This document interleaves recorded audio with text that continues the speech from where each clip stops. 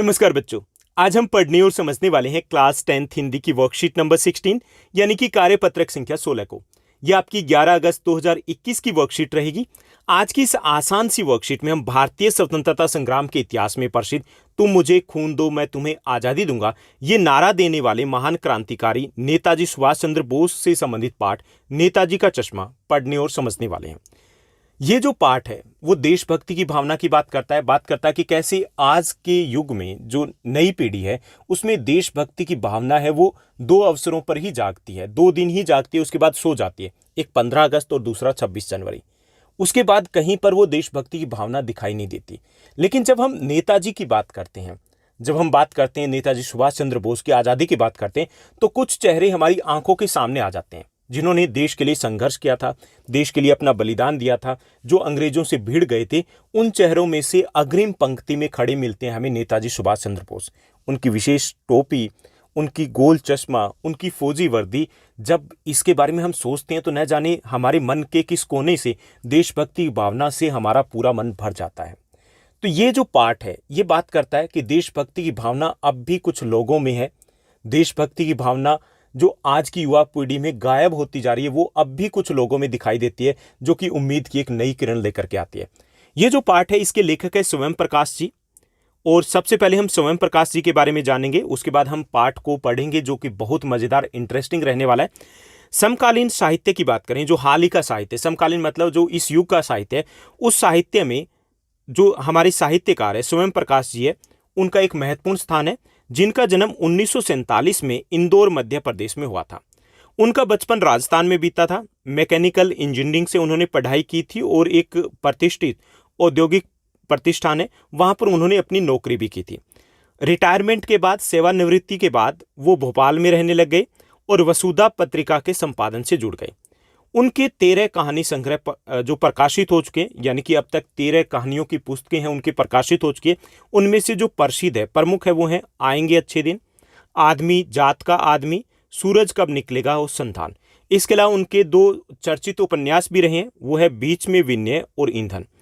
उन्हें कई सारे सम्मान भी मिल चुके हैं, जिनमें पहल सम्मान, वनमाली सम्मान, यानी उनको जो सम्मान मिले उनमें से पहल सम्मान, वनमाली सम्मान, राजस्थान साहित्य अकादमी पुरस्कार है वो प्रमुख रहे हैं। उनकी भाषा जो उनकी भाषा शैली रही है, जो भी उनकी कहानियों में या फिर उनके उपन्यास में, वो आम बोलचाल की खड़ी हिंदी है जिसको आसानी से हम समझ सकते हैं।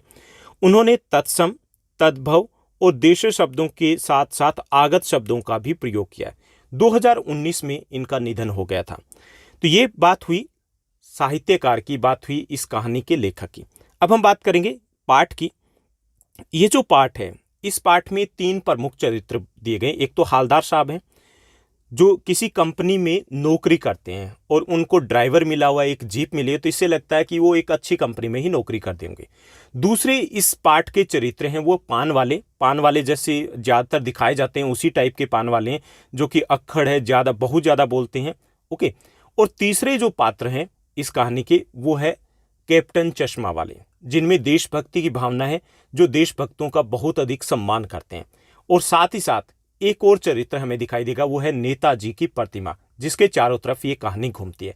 ये जो कहानी है कस्बे की कहानी है। कस्बा क्या होता है? कस्बा जो शहर से छोटा होता है लेकिन गांव से बड़ा होता है। उस गांव से बड़े जो जगह है, जिस कस्बे कहेंगे, उस कस्बे में लगभग सभी प्रकार की सुविधाएं होती है। तो चलिए कहानी की शुरुआत करते हैं। हालदार साहब को हर 15वें दिन कंपनी के काम के सिलसिले में उस कस्बे से गुजरना पड़ता था। कस्बा बहुत बड़ा नहीं था। जिसे पक्का मकान कहा जा सके वैसे कुछ ही मकान थे, जिसे बाजार कहा जा सके वैसा एक ही वहां पर बाजार था। कस्बे में एक लड़कों का स्कूल था, एक लड़कियों का स्कूल था, एक सीमेंट का छोटा सा कारखाना लगा हुआ था, 2 ओपन एयर सिनेमा घर और एक नगर पालिका भी थी वहां पर। नगर पालिका थी तो वह बहुत कुछ, यानी कि नगर पालिका जो होती है तो कुछ कुछ कार्य करती रहती, तो वहां पर भी ऐसा ही कुछ था। जो नगर पालिका थी वो कुछ कुछ कार्य करती रहती थी। कभी सड़कें पक्की करवा दी, कभी कुछ पेशाब घर बनवा दिए, कभी कबूतरों की छतरी बनवा दी, कभी कवि सम्मेलन है उसका आयोजन करवा दिया। इसी प्रकार नगर पालिका के कुछ उत्साही जो बोर्ड या फिर प्रशासनिक अधिकारी थे, जो कुछ उत्साही थे, युवा थे, जिनमें देशभक्ति की भावना थी, उन्होंने शहर के मुख्य बाजार के चौक पर, चौराहे पर नेताजी सुभाष चंद्र बोस की एक संगमरमर की प्रतिमा भी लगवा दी थी। यह कहानी उसी प्रतिमा के बारे में है, बल्कि उसके एक छोटे से हिस्से के बारे में बात करती है। जिस आगे की जो हमारी वर्कशीट रहेगी उसमें हम समझेंगे कैसे जो प्रतिमा है उसके चारों तरफ ये कहानी घूमती है जो देशभक्ति से जुड़ी हुई है। तो यहाँ पर हमने समझा कि कैसे एक छोटे से कस्बे की कहानी दी गई, जिसमें हालदार साहब एक चरित्र से हम मिल लिए, दो जो चरित्र हैं पान वाले और कैप्टन चश्मे वाले से हम आगे के एपिसोड में यानी कि आगे की वर्कशीट में मिलने वाले हैं। अब हम बात करते हैं प्रश्नोत्तर की। इस छोटे से भाग पर आधारित कुछ प्रश्न हमसे पूछे गए, 5 प्रश्न और 2 गतिविधियां हमें दी गई। चलिए शुरुआत करते हैं पहले प्रश्न के साथ। पहला जो हमारा प्रश्न दिया गया, स्वयं प्रकाश जी की प्रमुख रचनाओं के नाम बताने हमें। तो स्वयं प्रकाश जी के प्रमुख कहानी संग्रह में शामिल है आएंगे अच्छे दिन, आदमी जात का आदमी, सूरज कब निकलेगा, संधान आदि, और उनके चर्चित उपन्यास रहे हैं बीच में विनय तथा ईंधन। उसके बाद दूसरे प्रश्न की बात करेंगे। दूसरा हमारा प्रश्न है, नेताजी ने कौन सा प्रसिद्ध नारा दिया था। तो नेताजी ने तुम मुझे खून दो मैं तुम्हें आज़ादी दूंगा, ये प्रसिद्ध नारा दिया था। उसके बाद तीसरा प्रश्न दिया गया। तीसरा प्रश्न है, हालदार साहब को किस सिलसिले में उस कस्बे से गुजरना पड़ता था। तो हालदार साहब को हर 15वें दिन कंपनी के काम के सिलसिले में उस कस्बे से गुजरना पड़ता था। उसके बाद चौथा जो हमारा प्रश्न दिया गया कि गद्यांश के अनुसार नगर पालिका के क्या क्या कार्य होते हैं, ये हमें बताना है। तो गद्यांश के अनुसार नगर पालिका के कार्य क्या क्या हैं, यानी गद्यांश के अनुसार ही हमें बताना है। तो सड़कें पक्की करवाना, पेशाब घर बनवाना, कवि सम्मेलन आयोजित करवाना, शहर में मूर्ति इत्यादि लगवाना, ये सारे कार्य नगर पालिका के होते हैं इस गद्यांश के अनुसार। उसके बाद 5वां प्रश्न दिया गया। 5वां प्रश्न है, नगर के चौराहे पर नेताजी की प्रतिमा को किसने लगवाया था। तो नगर पालिका के कुछ उत्साही बोर्ड या प्रशासनिक अधिकारी ने नगर के चौराहे पर नेताजी की प्रतिमा को लगवाया था। उसके बाद छठा और 7वां हमारा प्रश्न है, ये गतिविधि है। छठा प्रश्न है, नेताजी के द्वारा दिए गए नारों का हमें पता लगाना और उन्हें लिखना है। तो उनके प्रसिद्ध कुछ नारे हैं, तुम मुझे खून दो मैं तुम्हें आज़ादी दूंगा। दूसरा नारा जय हिंद का भी उन्होंने ही दिया था। और तीसरा दिल्ली चलो का नारा दिया था, जब उन्होंने लोगों को, जब द्वितीय विश्व युद्ध चल रहा था तो उस दौरान लोगों को मोटिवेट किया था कि हमें दिल्ली के ऊपर कब्जा करना है। दिल्ली चलने का अर्थ था कि अंग्रेजों को देश से भगाना है। उसके बाद 7वां प्रश्न है, ये भी एक गतिविधि है कि जिस प्रकार इस गद्यांश में एक नगर पालिका का वर्णन किया गया है उसी प्रकार 80 से 100 शब्दों में गांव या कस्बे का वर्णन करना है। ओके, तो यहाँ पे एक कस्बे का वर्णन किया जा रहा है कि हरियाणा का कस्बा मतलब गांव से थोड़ा बड़ा है। तो हरियाणा का दिल्ली के साथ लगता एक छोटा सा गांव है दरियापुर।